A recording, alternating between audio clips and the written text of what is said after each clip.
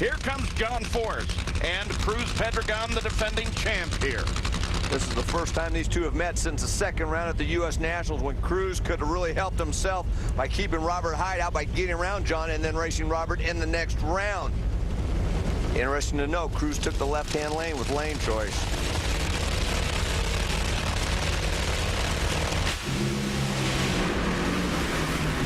Oh, guess what we're going to have? Well, we got a little bit of a pedal fest. Might have been premature in thinking that John Force was going to win it, but he did. 466, 220 miles an hour.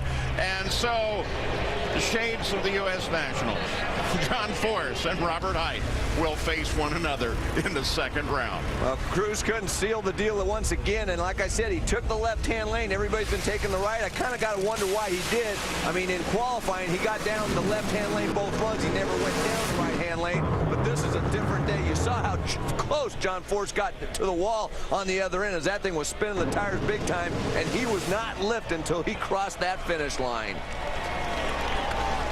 One more look at it.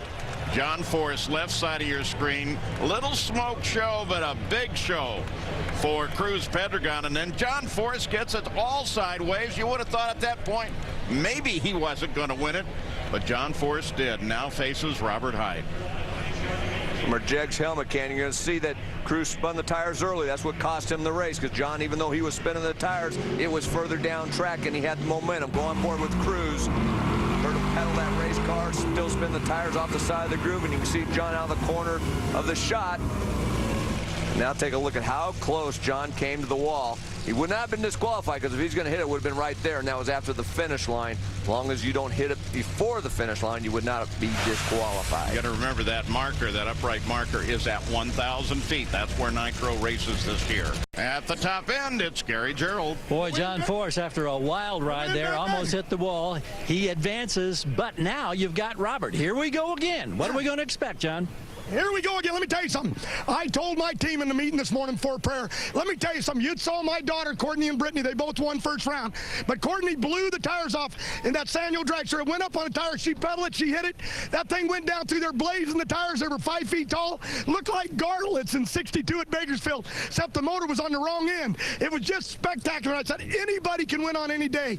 I went out there for Castro Auto Club. Everybody Ford, and that thing blew the tires off, and I'm against one of the best, Cruz, and I went after him, and I thought, you want to hit the wall, I don't care. I drove that son of a gun, and that's the funnest ride. That ride was for me. I loved it. Bring Robert on. Let's dance. All right, we're going to be dancing. Wow. How cool is that? I wish he'd get a little more excited. Yeah, you got to get him more involved in this sport.